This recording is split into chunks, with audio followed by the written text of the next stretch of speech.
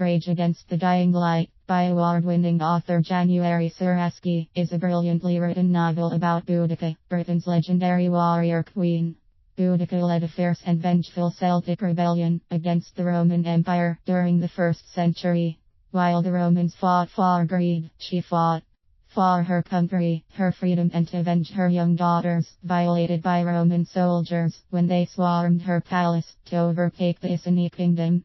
Born an aristocrat of the Curetonii tribe, Boudica is a princess, destined to become a queen.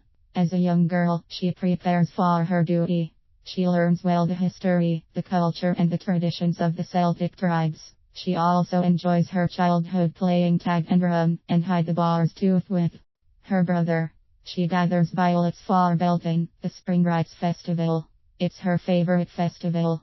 She plays with friends on the beautiful countryside overlooking the Devon River that runs down to the North Sea. Boudica spends time among the oak trees in the sacred grove and ponders life, religious rites, and omens. She watches for the signs of the hair to foretell the future of the Celtic race. Before Boudica was a queen, a wife, and a mother, she was a carefree princess of royal descent, loyal to her country, and proud of her ancestors' undefeated legacy and freedom.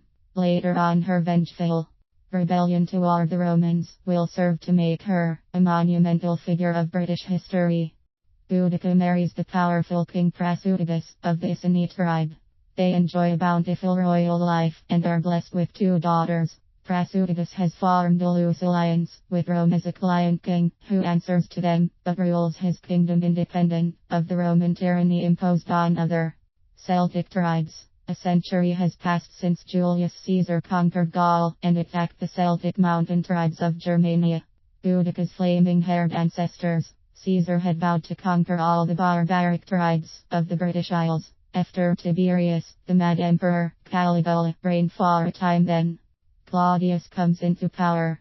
Claudius and the Roman Senate want to finish what Caesar started almost 100 years ago: conquer all of Britain. Each year more tribes fall under Roman rule as the empire expands. Boudica takes quiet notice. After a long illness, Prasutagus dies and leaves half his kingdom to the emperor of Rome, and the other half to his daughters. He believed they would be allowed to rule their kingdom and live in peace. Prasutagus was wrong. Little time passed before Roman soldiers overtake the palace and enslave the royal family. Queen Boudica is humiliated, severely beaten with a whip, and her daughters are brutally raped by Roman soldiers. It's a vicious attack and seems a sacrilegious insult to the Iceni tribe and their gods. Betrayed and outraged, Boudica, barely recovered, declares war. She gathers hundreds of thousands of Celtic warriors who resent oppression from Rome and no longer want to live like Roman pawns. Their bloody rebellion lasts 4 months as they sack and defeat 3 major strongholds of Rome: Londinium, ancient name for London; Verulamium, ancient name for St. Albans; and Comulodunum, ancient name for Colchester, are leveled and burned to the ground. Boudica is remembered as Britain's first heroine, a powerful queen with flaming red hair, willing to fight to her death.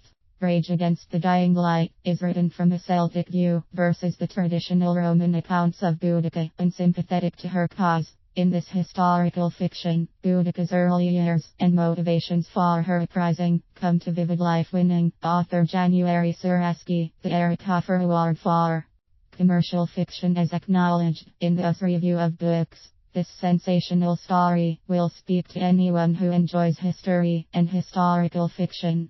And it will speak especially to those who love history's female heroines, who are awe-inspiring in their time and in ours, as this book is all the rage. January Surasky is a seasoned author and entertainment writer who currently is writing her next novel, Back to Jerusalem.